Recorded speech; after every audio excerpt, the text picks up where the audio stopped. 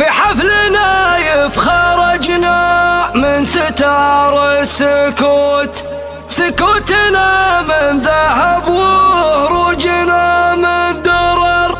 يا مرحبا سلمنا وسلومنا ما تموت، أقولها عن بني عمي بصوت جهر.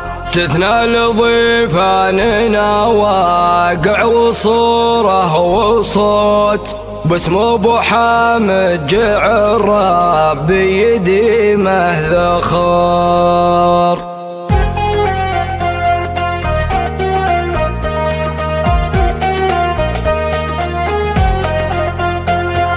يلا بساعات لجبه مع دعاة القنوت، فالثلث الأخير ولا مع صلاة الفجر. يمنا جاين يونس من البحر في بطن حوت، تنجيني من الذنوب ومن عذاب القبر. البارحة بينه وجاسي وجزل البيوت، والفكرة اللي تبي شاعر وفكر وشاعر. سريت فكري بساري سايقين الفروت، اللي ما تقرا مع الطرقة دعا السفر. اللي ما تقرا مع الطرقة دعا السفر. متعودين على الشطة وفج الخبور، وطوي المسافة والسجة وكثر السهر. ما عداها لحية مسامر وسكت بلور، عندي مهمة ولا منها من صد وعذور. في حفلنا يف خرجنا من ستر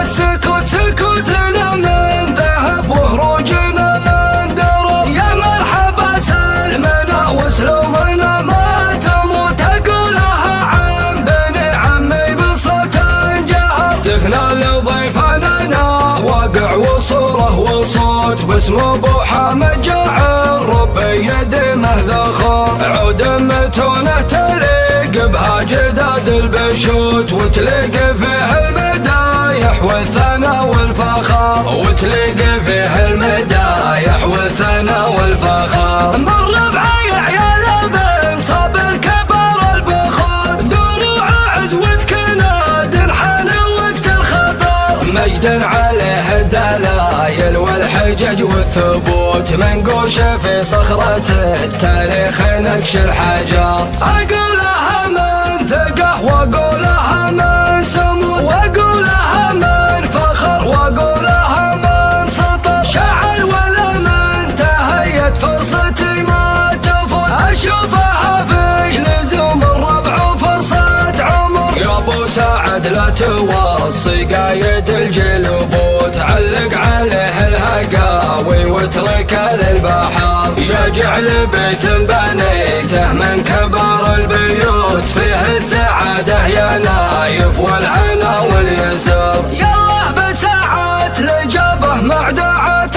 القنوت، فالثلث الأخير ولا مع صلاة الفجر. يمنا جاين يونس من البحر في بطن حوت، تنجيني من الذنوب ومن عذاب القبر. البارحة بينه وجاسي وجزل البيوت، والفكرة اللي تبي شاعر وفكر وشاعر. سريت فكري مساري سايقين الفروت، اللي ما تقرا مع الطرقة دعا السفر. اللي ما تقرا مع الطرقة دعا السفر. متعودين على الشطة وفج الخبور، وطوي المسافة والسجة وكثر السهر. ما عداها لحية مسامر وسكت بلور، عندي مهمة ولا منها من صد وعذور. في حفلنا يف خرجنا من ستر السكوت، سكوتنا من ذهب وهروجنا من درر. يا مرحبا سلمنا وسلومنا ما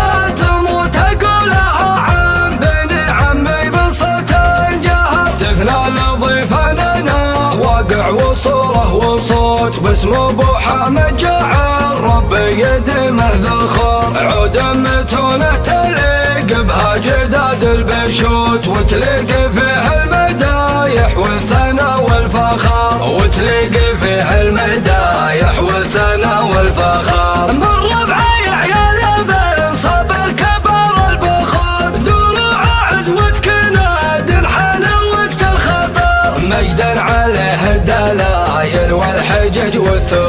بيوت منقوش في صخرة التاريخ نكش الحجر. أقولها من ثقة وأقولها من سمو وأقولها من فخر وأقولها من سطر، شعر ولا من تهيت فرصتي ما تفوت، أشوفها في لزوم الربع فرصة عمر. يا ابو سعد لا توصي قايد الجلوب وتعلق عليه الهقاوي واترك للبحر، يا جعل بيت بنيته من كبار البيوت فيه السعادة يا نايف والهنا واليسر.